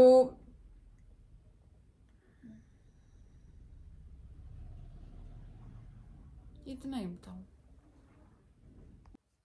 नेक्स्ट है पगेट्स डिजीज। पगेट डिजीज में क्या होता है कि ये भी बोन का ही डिसऑर्डर है। इसमें क्या होता है, रीमॉडलिंग की प्रोसेस में डिस्टरबेंस हो जाती है। मतलब जो ओल्ड बोन है वो ब्रेक डाउन तो होगी, उसकी रिजॉर्प्शन तो होगी, बट लेकिन जो न्यू बोन फॉर्म करेगी वो टेढ़ी मेढ़ी फॉर्म करेगी, एबनॉर्मल फॉर्म करेगी, ठीक है। जैसे देखा होगा आपने कईयों की जो जैसे लोअर है, नी से नीचे या तो बोन ऐसे को बनी है, या फिर नी की अपर वाली साइड में ऐसे को है, मतलब किसी भी साइड को एबनॉर्मल फॉर्मेशन है, ठीक है। ये कॉमनली पेल्विस, स्कल की भी होती है ऐसी, स्कल और लेग्स तीनों की इनमें जो है कॉमनली देखी गई है, ठीक है। फिर आता है नेक्स्ट हमारा रैप्डोमायोलाइसिस। इसमें क्या होता है, जो मसल का टिश्यू है, जो मसल जैसे मसल में या तो ट्रॉमा है या फिर मसल का टिश्यू ब्रेक डाउन कर रहा है। अब ब्रेक डाउन जब वो कर रहा है तो उसमें जो है मायोग्लोबिन जो प्रोटीन है मसल्स की वो ज्यादा फॉर्म करेंगी। जैसे वो ब्लड में ज्यादा होंगी तो वो एक्सक्रीट आउट करेगी बाहर बॉडी। जब बॉडी एक्सक्रीट आउट करेगी तो मायोग्लोबिन यूरिया देखने को मिलेगा, ठीक है। यूरिन में मायोग्लोबिन प्रेजेंट होगा। जब वो आ जाएगा तो यूरिन का कलर भी चेंज करेगा, ठीक है। कलर चेंज होगा, यूरिन में प्रेजेंट होगा, तो धीरे धीरे रेनल फेलियर भी कॉज होगा, ठीक है। तो ये कंडीशन क्या कहलाती है, रैप्डोमायोलाइसिस कहलाती है। इसमें जो है क्या मैनिफेस्टेशन देखने को मिलती है कि मसल जो है पेशेंट की वीक रहती है, टेंडरनेस रहती है, स्वेलिंग रहती है, और यूरिन जो है डार्क रेड ब्राउनिश कलर का देखने को मिलता है, ठीक है। और ट्रीटमेंट की बात करें तो अब हम जैसे कि इनका जो है मायोग्लोबिन यूरिन में प्रेजेंट है तो धीरे धीरे रीनल फेलियर कॉज करेगा, जीएफआर कम कर देगा। जीएफआर कम कैसे होगा, क्योंकि जो मायोग्लोबिन है उसकी एक्युमुलेशन होने की वजह से उसकी टॉक्सिसिटी हो जाएगी, तो उसकी वजह से जीएफआर स्लो कर जाएगा। जीएफआर बढ़ाने के लिए हम आईवी क्रिस्टलोइड्स देंगे। आईवी क्रिस्टलोइड्स क्या करेंगे, जीएफआर को बढ़ाने में मदद करेंगे, क्योंकि ये प्रेशर एक्सर्ट करेंगे ना। और डायरेटिक्स और डायलिसिस भी करा सकते हैं। डायरेटिक्स देंगे तो फ्लश आउट करने में हेल्प होगी, प्रेशर मेंटेन रहेगा। और डायलिसिस अगर ज्यादा प्रॉब्लम होगी, टॉक्सिसिटी ज्यादा बढ़ गई है तो डायलिसिस कर सकते हैं। और फिर उसके बाद अगर कंपार्टमेंट सिंड्रोम हो रहा है, कंपार्टमेंट सिंड्रोम कैसे होगा, क्योंकि इतनी ज्यादा ट्रॉमा है, टिश्यू में ब्रेकडाउन हो रहा है, स्वेलिंग वहां पे जो है, फ्लूइड की एक्युमुलेशन सब कुछ बढ़ने की वजह से कंपार्टमेंट सिंड्रोम हो सकता है। अगर ऐसा हो रहा है, कंपार्टमेंट सिंड्रोम है, तो उसके जो हमने पहले पढ़े हैं ना उसके साइंस है ना 5 Ps, तो अगर वो होते हैं तो इमिडिएटली हमने क्या करना है, फिर फेसियोटॉमी और डिवेलपमेंट प्रोसेस जो कि हम पहले पढ़ चुके हैं वो हम इस पे अप्लाई करेंगे और पेशेंट को रिलीफ प्रोवाइड करवाएंगे। तो ये था हमारा रैप्डोमायोलाइसिस। सो अब नेक्स्ट टॉपिक है स्पाइनल कॉर्ड की डिफॉर्मिटीज। सो स्पाइनल कॉलम में कौन सी डिफॉर्मिटीज आएंगी, जैसे स्कोलियोसिस, काइफोसिस एंड लॉर्डोसिस। अब स्कोलियोसिस में क्या है कि जो हमारा कर्वेचर है, जैसे ये कर्वेचर है तो साइड को, जैसे ये स्पाइन है ना, स्पाइन का लेटरल साइड को कर्वेचर बेंट हो जाता है, ठीक है। इस साइड को ऐसे कुछ करके जो इस साइड को आएगा, लेटरल साइड को, ठीक है, कोई सी भी साइड को, तो वो आएगा स्कोलियोसिस। फिर आता है काइफोसिस। काइफोसिस में क्या है, जो थोरेसिक हमारी ये थोरेसिक स्पाइनल कॉर्ड है उसमें ये ऐसे बेंट, हम्प वाला बेंट आ जाएगा, ठीक है। वो outward curvature of thoracic spine, hump back और डॉगर्स हम्प भी उसको बोलते हैं। फिर आएगा लॉर्डोसिस। अब लॉर्डोसिस का आप ध्यान रखना है कि अब काइफोसिस है उसमें तो बाहर को होता है, और जब प्रेगनेंसी होती है तो कैसे पेट आगे को होता है ना, तो स्पाइन जो है इनवर्ड मूव करती है, जो लोअर बैक है ना, तो जैसे ओबेसिटी और प्रेगनेंसी में आगे, तो वो ध्यान रखना, जैसे पेट आगे को निकलता है तो जो स्पाइन है वो आगे को ही जाती है ना, तो inward curvature of lumbar spine, वो आएगा लॉर्डोसिस। एल से याद रखना, लंबर, ठीक है। फिर आता है प्रोलैप्स्ड इनवर्टिब्रल डिस्क। इसमें क्या होता है, जैसे कि ये हमारी नर्व्स हैं, ये स्पाइन है, ठीक है, ये एन्युलस है और ये न्यूक्लियस है। अब न्यूक्लियस जो है यहां को घुस जाएगा, ठीक है, नर्व को प्रेस करेगा, ठीक है, न्यूक्लियस ऑफ द डिस्क, ठीक है, प्रोट्रूड्स इनटू एन्युलस। ये न्यूक्लियस है, ठीक है, ये एन्युलस है, ये एन्युलस है, ये न्यूक्लियस है। ये कहाँ घुस जाएगा, ये यहाँ से किसी भी, जैसे नर्व्स है ना, स्पाइन की नर्व्स है, इनको कंप्रेस करेगा, ठीक है, उसको बोलेंगे प्रोलैप्स ऑफ इनवर्टिब्रल डिस्क, ठीक है। फिर इसके कुछ फीचर्स हैं, हमें कैसे पता चलेगा कि प्रोलैप्स हो रखा है पेशेंट में, तो वो बताएंगे, पेशेंट क्या बताएंगे, साइन और सिम्टम शो होंगे कि उनकी जो है नमनेस, पेन, टिंगलिंग सेंसेशन हो रही है, कहाँ पे, एनस और लेग्स में। और उसके बाद पेन भी बता सकते हैं पेशेंट, पेन भी होगी। साथ में पेन एक और साइट है कि शोल्डर ब्लेड के पास और बटक्स में, ठीक है। और सीवियरिटी के केस में लॉस ऑफ एक तो आपको लॉस ऑफ ब्लैडर कंट्रोल दिखेगा, नमनेस दिखेगी जेनाइटल एरिया में, ठीक है, इम्पोर्टेंस दिखेगी मेल्स में, ठीक है। इम्पोर्टेंस क्या है, लॉस ऑफ सेक्सुअल फंक्शन, है ना। और लोकेशन, अगर जैसे कि लोकेशन पर भी डिपेंड करता है कि प्रोलैप्स कहाँ, जैसे कौन सी लोकेशन पे हुआ है, कौन सी स्पाइन की लोकेशन। अब जो नर्व, अब जैसे कि हमारा ऐसा है कि जो नर्व लेग्स को कंट्रोल कर रही है, ठीक है, जेनाइटल एरिया ब्लैडर वाले कंट्रोल में है, तो उसकी वजह से वो वाले एरियाज अफेक्ट होंगे। जो नर्व कुछ और एरियाज को कंट्रोल कर रही है, वो उनको अफेक्ट करेंगे, ठीक है। तो जो भी ऐसा होगा, जो भी नर्व प्रोलैप्स होगी, वो अपने ही लोकेटेड जो भी उसका एरिया है जहां पे वो सप्लाई करती है, नर्व सप्लाई होती है, वो वाले एरिया को अफेक्ट करेगी, ठीक है। फिर आता है हमारा मैनेजमेंट। मैनेजमेंट में क्या है, अब हमने बेड रेस्ट देना है पेशेंट को। बेड रेस्ट के साथ क्या ध्यान में रखना है कि जो बॉडी की स्पाइन की अलाइनमेंट है वो प्रॉपर होनी चाहिए, ठीक है। अगर अलाइनमेंट बिगड़ेगी तो फिर हो सकता है कंप्रेशन और बढ़ जाए और पेन और हो जाए, नमनेस, और जो उसके सिम्टम्स है वो और इंक्रीज हो जाए। इसीलिए उनको जो है ध्यान रखना है कि जो स्पाइन है उसका प्रॉपर पोस्चर होना चाहिए, प्रॉपर अलाइनमेंट भी होनी चाहिए, ठीक है। इसीलिए अब जैसे हेड का भी पोस्चर मेंटेन करना है तो हम वो सर्वाइकल कॉलर भी यूज कर सकते हैं ना।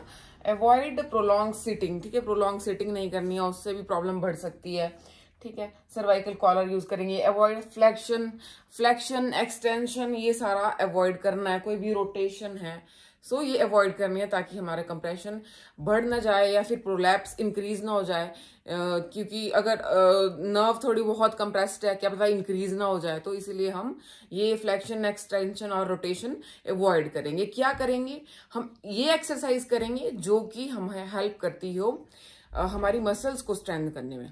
वो वाली एक्सरसाइज हम पेशेंट को बताएंगे, स्ट्रेंथन की एक्सरसाइज, मसल स्ट्रेंथनिंग एक्सरसाइज। क्यों, क्योंकि मसल जब स्ट्रांग होती है तो स्पाइन पे कम लोड पड़ता है ना। तो एनाल्जेसिक, एंटी इंफ्लामेटरी, सीडेटिव्स, ये भी हम यूज कर सकते हैं पेशेंट को कंफर्ट के लिए, पेशेंट की पेन कम करने के लिए। अगर वहां पे इन्फ्लामेशन होगी है तो स्वेलिंग बढ़ जाएगी, ठीक है, वही सारे इन्फ्लामेटरी रिस्पॉन्स आएगा तो उनके साइंस दिखेंगे, उनको कम करने के लिए, ठीक है।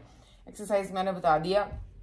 और जिनमें कंजर्वेटिव टेक्निक्स यूज नहीं होती, मतलब काम नहीं करती, उनमें फिर सर्जरी भी करनी पड़ती है, ठीक है। और स्लीप का क्या करेंगे, पेशेंट को बोलेंगे कि आपने जो है वन साइड को लेटना है। वन साइड को लेट के क्या करना है कि हिप्स और नी को फ्लेक्स करेंगे और साथ में लेग्स के बीच में पिलो प्लेस करेंगे। इसी पोजीशन में पेशेंट को लेटने को कहना है, ठीक है। ये था हमारा प्रोलैप्स्ड इनवर्टिब्रल डिस्क।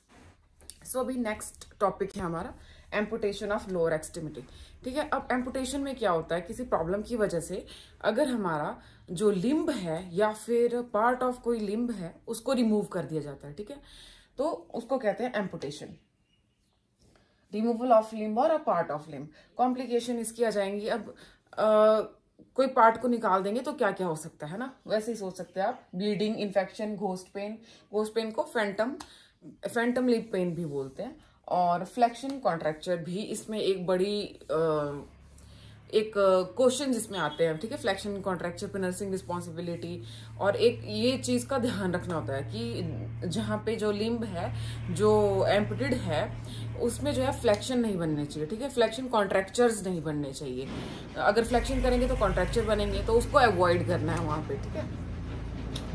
सो कॉम्प्लिकेशन हमने बता दी। नर्सिंग मैनेजमेंट का मेन रोल है यहाँ पे।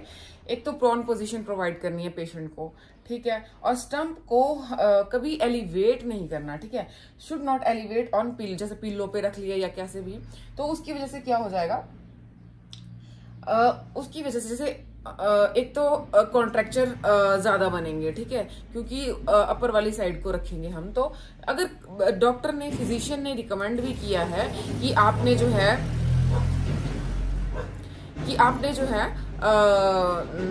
जो फुट एंड है वो आपने क्या करना है, अगर डॉक्टर ने बोला है कि स्टंप को अपसाइड करना है, ठीक है, स्टंप का जो डिस्टल एंड है वो एलिवेट करना है, तो आपने क्या करना है, जो फुट एंड है बेड का उसी को थोड़ा सा ऊपर, जैसे कुछ ब्रिक्स प्लेस कर देते हैं तो फुट एंड को ही एलिवेट करना है, या फिर अगर बेड दूसरे वाला है तो उससे भी कर सकते हैं आप, है ना, पेशेंट बेड को ही मतलब फुट एंड को ही एलिवेट कर सकते हैं। फिर आता है हमारा कि हाँ, अबव नी और बिलो नी। अब जैसे कि अब एम्पुटेशन कहाँ पे हुई है उस पर भी डिपेंड करती है ना नर्सिंग रिस्पॉन्सिबिलिटी। तो अगर अबव नी हुई है तो हमने क्या करना है, जो सैंड बैग आते हैं, सैंड बैग को हमने हिप्स के नीचे, है ना, अंडर द हिप, जो वाली साइड पे एम्पुटेशन हुई है उस साइड पे अंडर द हिप हम सैंड बैग प्लेस करते हैं, ताकि जो एक्सटर्नल रोटेशन है एम्पुटेड लिम्ब की वो ना हो सके, उसको अवॉइड करने के लिए हम सैंड बैग यूज करते हैं। अगर बिलो नी है तो हमने पेशेंट को बताना कि आपने ज्यादा देर तक प्रोलॉन्ग सिटिंग नहीं करनी है, और ना ही, अब जैसे बिलो नी हुई है तो वो जो स्टंप वाला एंड है वो लटका के बैठ सकता है पेशेंट, तो उसको भी वैसा करने के लिए मना करनी है, ठीक है, क्योंकि उससे एक तो प्रॉब्लम इंक्रीज हो जाएगी और साथ में एडीमा भी इंक्रीज हो जाएगा। तो एडीमा को, स्वेलिंग को डिक्रीज करने के लिए हम प्रेशर ड्रेसिंग भी यूज करते हैं ना, प्रेशर अप्लाई करेंगे तो हमारा जो स्टंप एंड है उसमें स्वेलिंग कम होगी तो प्रोस्थेसिस यूज करने के लिए जो स्टंप एंड है वो जल्दी प्रिपेयर होगा, ठीक है। और उसके बाद आती है पॉट्स डिजीज क्या है, इसका थोड़ा सा ही एक ब्रीफिंग सी दी हुई है। ये एक काइंड ऑफ ट्यूबरक्लोसिस है, स्पाइन की ट्यूबरक्लोसिस, और इसमें क्या होता है कि जो एक काइंड ऑफ काइफोसिस देखने को मिलती है, और नीचे वाला पार्ट, ठीक है, पैरास्थीजिया, लेग वाला जो पार्ट है उसमें पैरास्थीजिया देखने को मिलता है। पैरास्थीजिया इज क्या होता है कि जो लोअर लिम्स हैं उसमें पैरालिसिस देखने को मिलता है, ठीक है। और इसमें हम एंटी ट्यूबरकुलर ड्रग्स जो हैं इसकी ड्रग्स ऑफ चॉइस है, बस इतना ही है इसके बारे में। सो अब हम नेक्स्ट टॉपिक पे जाते हैं। Last topic carpal tunnel syndrome और डिसऑर्डर ऑफ लोअर लिम्स है, ठीक है। सो कार्पल टनल सिंड्रोम में क्या होता है कि जो मीडियल नर्व है ना, वो उसमें कंप्रेशन हो जाता है, उस नर्व का कंप्रेशन, है ना। अब उस नर्व का कंप्रेशन होने की वजह से क्या होगा, जो एरिया में वो सप्लाई करती है उस एरिया में, जैसे thumb, middle finger, index finger ना, तो उस एरिया में क्या होगा कि नमनेस होगी, पैरास्थीजिया होगा, पिन और नीडल जैसे चुभा रहे हो वैसी सेंसेशंस होती हैं, ठीक है। और पैरास्थीजिया हो गया, नमनेस, पेन और वीकनेस होगी उन एरियाज में जहां पे वो सप्लाई करती है, ठीक है। फिर उसके बाद आ जाता है हमारा disorder of lower limb. Lower limb में 3 तरह के डिसऑर्डर हम देख रहे हैं, जेनुवेलगम, जेनुवेरम और जेनु रेक्यूलेटम, ठीक है। जिसमें इसमें ना आपने इससे नाम से ध्यान में रखना, ठीक है। इसमें जैसे गम है, इसमें रम है, ठीक है। गम और रम मतलब, गम मतलब कि जो नीज है उनमें गम लग गया, ऐसे याद रखेंगे मतलब, ठीक है। ये ठीक है, ये नीज है तो इनमें गम लग गया। और रम जैसे बोलते हैं, जैसे कि ये है और ये नी है, ठीक है, और ये है और ये नी है, ये इसके बीच में रम की बोतल, मतलब कि इनके बीच में गैप है। जैसे ही हम पेशेंट को या चाइल्ड को स्ट्रेट खड़े होने को बोलेंगे, तो उस एंकल भी स्ट्रेट है और अपर बॉडी स्ट्रेट है बिल्कुल, तो हम देखेंगे कि उसके नीज जो है ऑटोमेटिकली जब टच कर रहे हैं एक दूसरे को तो उसको बोलेंगे जेनुवेलगम, ठीक है। गम से याद रखना, नॉक नी जिनको बोलते हैं, ठीक है, नॉक नी पेशेंट। और जेनुवेरम जिनके बीच में जैसे रम की बोतल डाल दी हो, ठीक है, उनके नीज के बीच में गैप है जब वो स्ट्रेट खड़े होंगे, तो दीज आर, इसको एंगुलर डिफॉर्मिटी बोलते हैं, जो कि प्रॉक्सिमल टीबिया में देखने को मिलती है, इन विच चाइल्ड अपीयर बो लेग, ठीक है, जैसे रम की बोतल बीच में डाल दी हो, दैट इज बो लेग पेशेंट। फिर आता है जेनु रेक्टुएटम ड्यू टू एब्डोमेन। इसमें क्या होता है कि जिस टाइम पे बेबी यूट्रस में होता है, तो उसकी पोजीशन में कुछ गड़बड़ होने की वजह से ये प्रॉब्लम हो जाती है।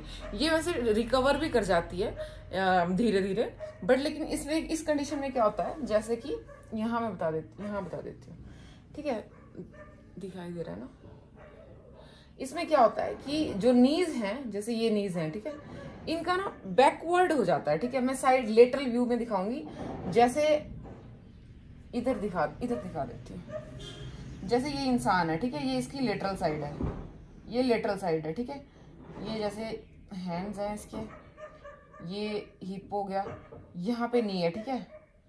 तो ये ना बैकवर्ड हो जाएगा, समझ रहे हो, मतलब नी ऐसे पीछे को घुस जाएगा, मतलब कि बेंड हो जाएगा। एक बार आप सर्च करके देखोगे गूगल पे तो इमेजेस मिल जाएंगी, आपको समझ में आ जाएगा। मतलब जैसे ये नी है ना, जैसे ये नी है, ये स्ट्रेट लेग है, ये ऐसे पीछे घुस जाता है, ठीक है, ये बेंड आ जाता है, ऐसे बेंड आ जाता है नीज में बैकवर्ड। तो ये था हमारा टोटल सारे टॉपिक्स। अब मस्कुलर स्केलेटन इसके साथ ही कंप्लीट होता है। अब मैं इसके साथ ही कुछ जो इंपॉर्टेंट पॉइंट्स हैं उनको अटैच कर दूंगी, और उसके बाद हम नेक्स्ट टॉपिक स्टार्ट करेंगे कल से। मतलब जब भी नेक्स्ट वीडियो में मैं स्टार्ट करूंगी अब जीआई, जो कि हमारा टारगेट हाई पे नेक्स्ट हमारा चैप्टर है, तो उसी को अब हम कंटिन्यू करेंगे।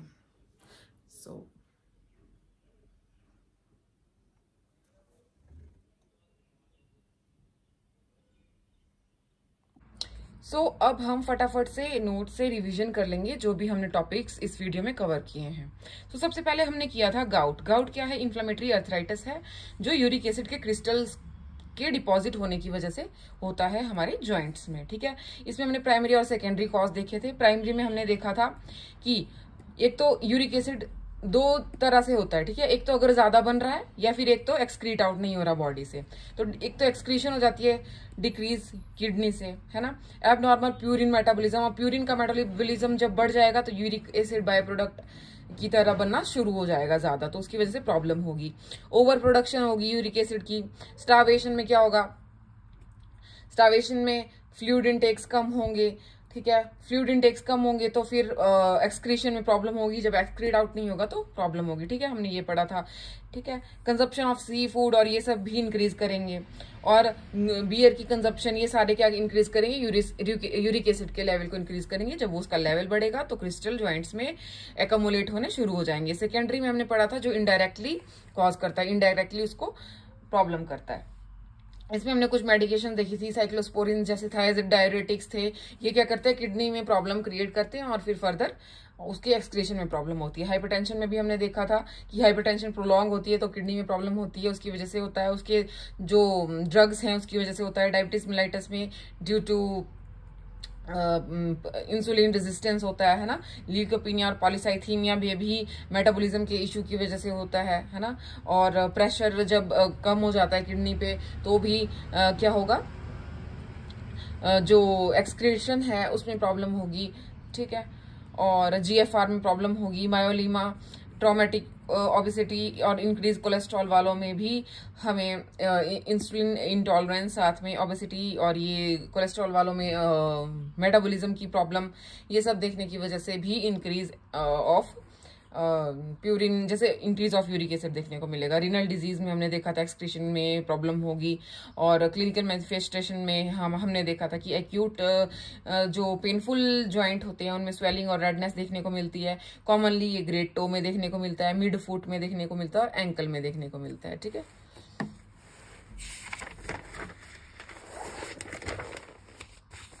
उसके बाद हमारे डायग्नोसिस में हमने देखना है ये सीरम यूरिक एसिड, उसका लेवल इंक्रीज होगा, टीएलसी बड़े होंगे, ठीक है। नीडल एस्पिरेशन देखेंगे तो साइनोवियल एस्पिरेशन में देखने को मिलेगा कि जो नीडल है उसमें इंट्रासेलुलर क्रिस्टल्स प्रेजेंट हैं, ठीक है। उसमें फिर ट्रीटमेंट में हमने नॉन इन्फ्लेमेटरी एंटीस्टेरॉइड ड्रग्स देंगे। इंडोमिथासिन मेनली होगी, ब्रूफिन, डिक्लोफिनैक वगैरह। एलोपिरेनॉल इसकी ड्रग ऑफ चॉइस है। सल्फिन, पायराजोन और प्रोविनॉइड भी इसमें यूज करते हैं। ड्रग डाइट डाइटरी रिस्ट्रिक्शंस इसका मेन रोल है यहाँ पे। अल्कोहल अवॉइड करने को बोलना है, प्यूरिन रिच फूड जो है उसको कम करने के लिए बोलना है, जैसे लीवर, सार्डनेस और जो भी रेड मीट वगैरह हो गए। फ्लूइड इनटेक बढ़ाने को बोलना है ताकि वो फ्लश आउट हो सके इजीली। कॉर्टिकोस्टेरॉइड भी इसमें यूज कर सकते हैं। Colchicine is use to stop acute attacks, ठीक है। ये सारा हमने देखा हुआ है कि नर्सिंग इंटरवेंशन है, उनको बेड रेस्ट देना है, पेन रिलीफ करवाना है, कंफर्ट मेजर देंगे, डाइटरी रिस्ट्रिक्शन हमें पता है कि कौन सी करनी है, फैमिली टीचिंग करेंगे, ठीक है, उनको भी बताएंगे सारा डाइट एंड ऑल सारा उनको टीच करेंगे, गाइड करेंगे। फिर आता है टेंडिनाइटिस। टेंडिनाइटिस को टेंडोनाइटिस भी बोलते हैं। इन्फ्लामेशन किसकी? टेंडन्स की, जो कि हमारे बोन और मसल्स के बीच में अटैचमेंट होती है, ठीक है। टेंडन मसल अटैचमेंट और टेंडन दोनों को अफेक्ट करता है, ठीक है। अब एकाइल्स हमने देखा था, टेंडन जो कि कनेक्ट करता है काफ मसल को हील के साथ, जो कि स्ट्रॉन्गेस्ट और थिकेस्ट होता है, बट इसमें भी अफेक्ट पड़ता है। क्यों?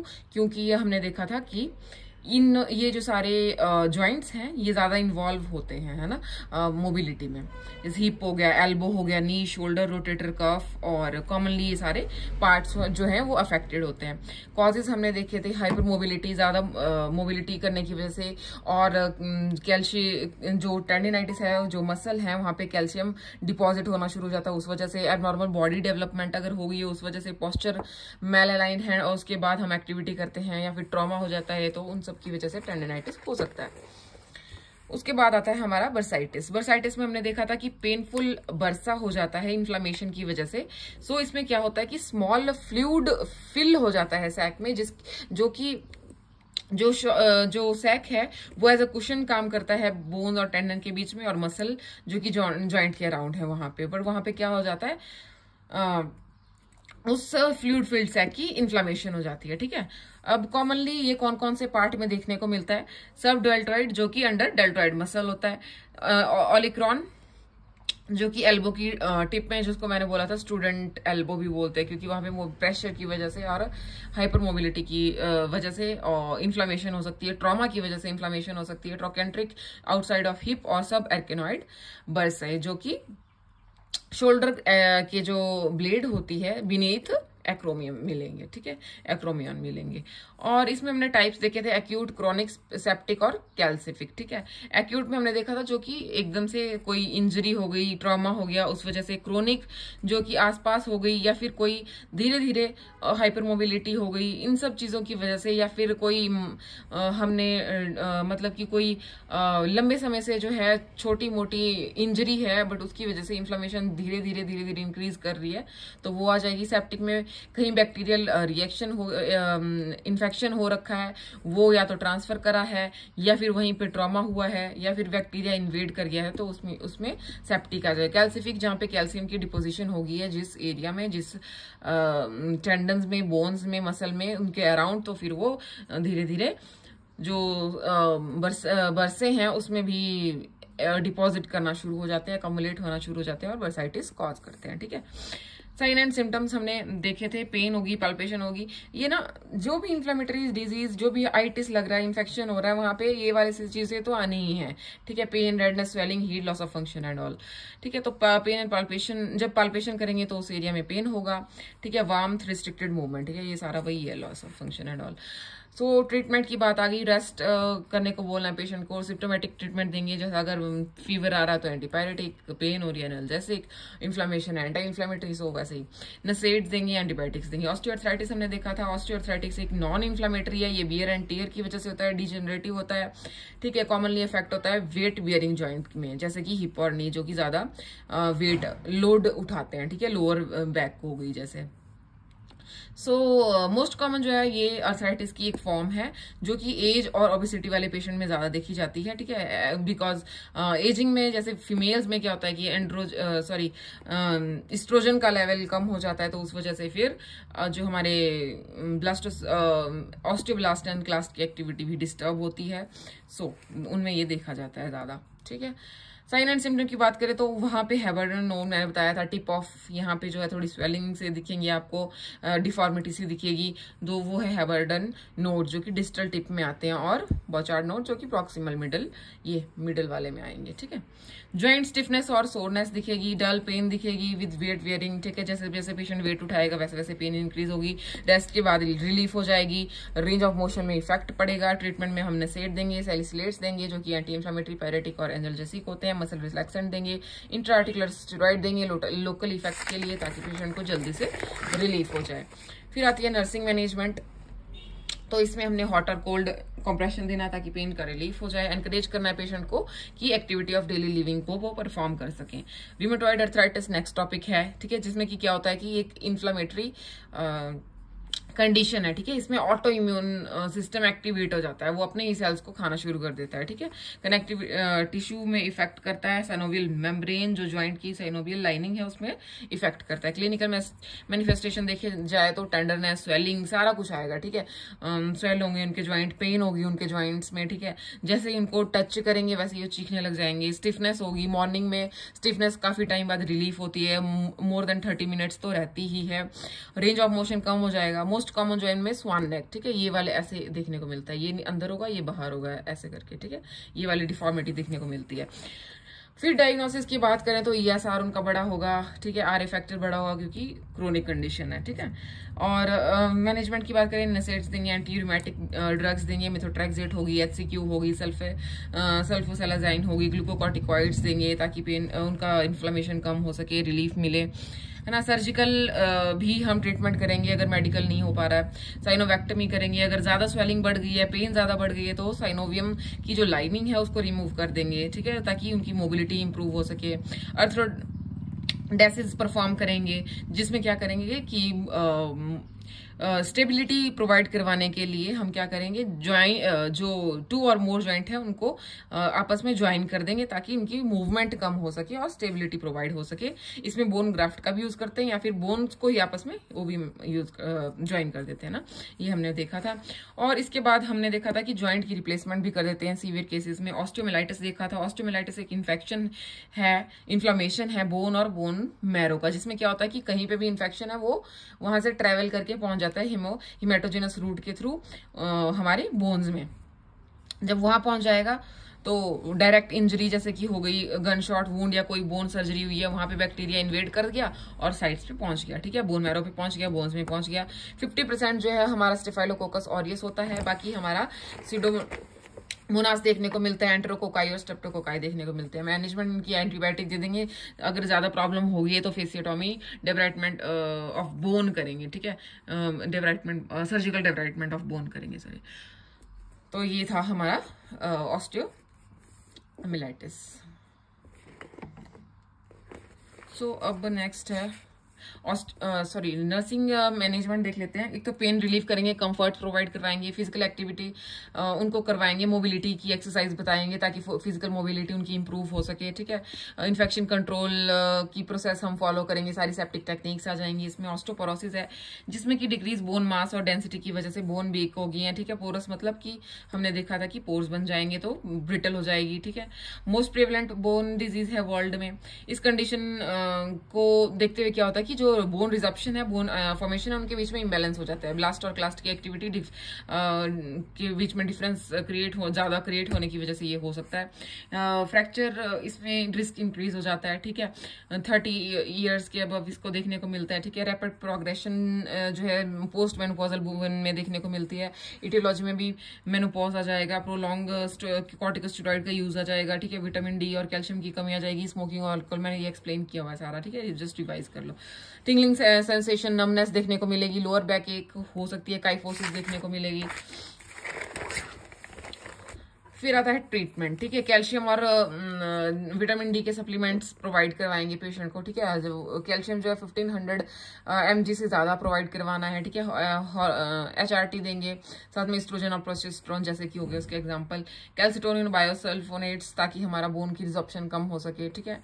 और इंटरवेंशन में वही है कि कैल्शियम की डाइट बतानी है पेशेंट को, उसके लाइफस्टाइल को इम्प्रूव करना है ताकि वो मसल उसकी अच्छी बनेगी तो बोन्स की प्रॉब्लम कम होगी। मलेशिया ऑस्टियोमलेशिया में सॉफ्टनिंग हो जाएगी बोन की, ठीक है। बोन के मेटाबॉलिज्म, वही क्लास्ट और लास्ट की एक्टिविटी में प्रॉब्लम हो जाएगी, मेटाबॉलिज्म डिस्टर्ब हो जाएगा, इम्पेयर हो जाएगा तो प्रॉब्लम इंक्रीज हो जाएगी। प्राइमरी इसमें कैल्शियम फॉस्फेट विटामिन डी और रिजॉर्प्शन ऑफ कैल्शियम के डिफेक्ट की वजह से होता है। मैनेजमेंट में वही सप्लीमेंट्स प्रोवाइड करवाएंगे, एक्सपोजर करेंगे सनलाइट के विटामिन डी के लिए। पगेट्स डिजीज, इसमें जो डिसऑर्डर है रीमॉडलिंग का, जिसमें कि बोन ब्रेकडाउन तो सही होता है लेकिन फॉर्मेशन जो है न्यू बोन की वो गड़बड़ हो जाती है, ठीक है। टेढ़ी मेढ़ी बोन अराइज जाती है, ठीक है। कॉमनली पेल्विस स्कल और लेग्स में देखने को मिलता है। फिर आती है रैप्डोमायोसिस, इसमें क्या होता है कि ब्रेकडाउन जो है मसल टिश्यू का, मसल ट्रॉमा हो जाता है। मसल ट्रॉमा की वजह से क्या है, मायोग्लोबिन बनता है, प्रोटीन है वो टूटती है तो मायोग्लोबिन यूरिया की प्रेजेंस देखने को मिलती है यूरिन में, जिसकी वजह से किडनी भी खराब हो सकती है, रीनल फेलियर हो सकता है अगर वो ट्रीट नहीं किया गया। साइन एंड सिम्टम, मसल में वीकनेस देखने को मिलेगी, स्वेलिंग देखने को मिलेगी, टेंडरनेस और यूरिन डार्क और ब्राउन कलर का देखने को मिलेगा। ट्रीटमेंट की बात करें तो क्रिस्टलॉइड्स हम देंगे जीएफआर को इम्प्रूव करने के लिए। डायबिटिक्स और डायलिसिस भी रिक्वायर हो सकती है इसमें, केस जैसे जैसे सीवियर होता रहेगा। कंपार्टमेंट सिंड्रोम हो सकता है क्योंकि स्वेलिंग और वो सब बढ़ जाएगा, फ्लूइड अकोमोलेशन बढ़ जाएगी तो वहाँ पे प्रेशर अकर हो जाएगा, प्रेशर अकर हो जाएगा तो कंपार्टमेंट सिंड्रोम होने के ज्यादा चांसेस हैं। तो फेसियोटॉमी और डेब्राइटमेंट वहाँ पे करनी पड़ सकती है और वो इमीडिएटली करेंगे बिकॉज वहाँ पे पैरालिसिस और ये सब होने के, पैरास्थीसिया होने के चांसेस रहते हैं। फिर आता है स्पाइनल कॉर्ड डिफॉर्मिटी, जो कि हमने अभी पढ़ा, स्कोलियोसिस, काइफोसिस एंड लॉर्डोसिस, ठीक है। स्कोलियोसिस में लेटरल कर्वेचर, काइफोसिस में आउटवर्ड कर्वेचर और लॉर्डोसिस में इनवर्ड कर्वेचर जो कि लंबर स्पाइन में होगा। इसको हम बैक बोलते हैं और डॉगर बैक भी बोलते हैं। प्रोलॉन्ग इन्वर्टिबल डिस्क, इसमें क्या आता है, न्यूक्लियस में जो न्यूक्लियस है डिस्क का वो प्रोट्रूड कर जाता है एन्युलस में, जो कि नर्व के कंप्रेशन को कॉज करेगा, ठीक है। मैनिफेस्टेशन में नमना वही सारे, ठीक है, नमनेस, पेन, टिंगलिंग सेंसेशन ये सारी हो जाएंगी एनस में और लेग्स में। पेन बिहाइंड शोल्डर ब्लेड और बटक्स में देखने को मिलेगी। सीवियर केसेस में लॉस ऑफ ब्लैडर और बाउल कंट्रोल देखने को मिलेगा। जेनिटल एरिया में नमनेस मिलेगी, इंपोर्टेंस देखने को मिलेगी, जो लोकेशन है उसके अकॉर्डिंग लोकेशन के ही सिम्टम देखने को मिलेंगे। मैनेजमेंट आती है जिसमें बेड रेस्ट देने को बोलेंगे पेशेंट को, हेड और स्पाइन की अलाइनमेंट प्रॉपर रखने को बोलेंगे, प्रोलॉन्ग सिटिंग अवॉइड करनी है, फ्लेक्शन, एक्सटेंशन और रोटेशन के जो मूवमेंट है वो अवॉइड करनी है। सर्वाइकल कॉलर यूज कर सकते हैं, एनर्जेसिक दे सकते हैं, एंटी इन्फ्लेमेटरीज और सेडेटिव्स दे सकते हैं। एक्सरसाइज करने को बोलेंगे ताकि बैक की मसल जो है थोड़ी इंप्रूव हो जाए और सर्जिकल अगर सर्जरी भी कर सकते हैं अगर कंजर्वेटिव ट्रीटमेंट फेल हो जाता है। एडवाइस करेंगे पेशेंट को कि sleep on one side with hip flexion और नी, हिप और नी को फ्लेक्स करेंगे पिलो के ऊपर, ठीक है। एम्पुटेशन ऑफ लोअर एक्सट्रीमिटी, अब इसमें क्या होता है कि लोअर लिम्ब को हम रिमूव कर देते हैं। कॉम्प्लिकेशन में bleeding, infection, ghost pain, phantom limb pain देखने को मिलती है, फ्लेक्शन और कॉन्ट्रैक्चर देखने को मिलते हैं जिसकी हमें नर्सिंग मैनेजमेंट करनी होती है, ठीक है। प्रोन पोजीशन प्रोवाइड करेंगे। स्टंप जो है हमारा एलिवेट होना चाहिए पिलो पे because it can lead to flexion contracture. अगर फिजिशियन ने रिकमेंड किया तो जस्ट फुट एंड को ही हम ऊपर करेंगे, स्टंप को ऊपर नहीं करेंगे, ठीक है, एलिवेट नहीं करेंगे। तो अब हमने ये एम्पुटेशन हो रखी है तो हमने एक्सटर्नल रोटेशन को अवॉइड करने के लिए हमने क्या करना है, यू सैंड बैग को है जो हिप जो अफेक्टेड साइड है उसके अंडर सैंड बैग यूज करेंगे जिस साइड में एम्पुटेशन हुई है। बिलो नी एम्पुटेशन में हमने पेशेंट को बोला है कि आपने ज्यादा लंबी देर तक बैठना नहीं है और टांगे लटका के नहीं बैठना, जो कि स्टंप एंड है उसको लटका के नहीं बैठना। रेनफोर्स करेंगे सर्जिकल ड्रेसिंग को, इलास्टिक कंप्रेशन, ताकि वो एडिमा कम हो सके, ताकि एडिमा कम होगा जल्दी से रिकवर करेगा पेशेंट और प्रोस्थेसिस के लिए जल्दी प्रिपेयर होगा। पॉट डिजीज हमने देखा था कि ये ट्यूबरक्लोसिस है स्पाइन की, जो कि काइफोसिस और पैराप्लेजिया जिसमें देखने को मिलता है। एंटी ट्यूबरकुलर ड्रग्स इसकी ड्रग्स ऑफ चॉइस है। कार्पल टनल सिंड्रोम हमने देखा था, मीडियल नर्व के कंप्रेशन की वजह से ये कंडीशन अराइज होती है जिसमें पेन, नमनेस और ये तीनों में thumb, index finger and middle finger में नमनेस, पेन, पैरास्थीसिया देखने को मिलती है और साथ में इनमें जो सप्लाई है वो कम होने की वजह से ना, कंप्रेशन की वजह से। अब आता है डिसऑर्डर ऑफ लोअर लिम्ब, ठीक है। इसमें जेनुवेलगम, वेरम है ना, मैं बताया था गम और रम, ठीक है। गम मतलब नॉक नीज जो कि दूसरे को टच करते हैं, बो मीन्स दूर दूर, रम की बोतल बीच में घुसा दी तो नीज दूर दूर, ठीक है। जेनु रेक्टरेटम जिसमें कि ड्यू टू एबनॉर्मल, ये इन बच्चे की पोजीशन की वजह से यूट्रस में जब पोजीशन गड़बड़ हो जाती है पेशेंट की तो क्या होता है कि जो नीज है वो बैकवर्ड बैंड, ऐसे पीछे को बैंड हो जाते हैं ऐसे, ठीक है। फिर आता है सम इम्पॉर्टेंट पॉइंट्स, सो ये आप देख लो, इसका स्क्रीनशॉट ले लेना, बस ये लर्न करने के लिए ही है, लार्जेस्ट बोन ये सब है ना, ये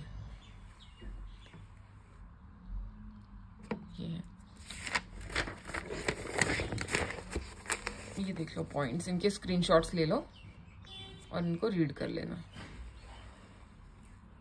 अब पता नहीं आप लोगों को मेरी राइटिंग समझ में आती भी है या नहीं।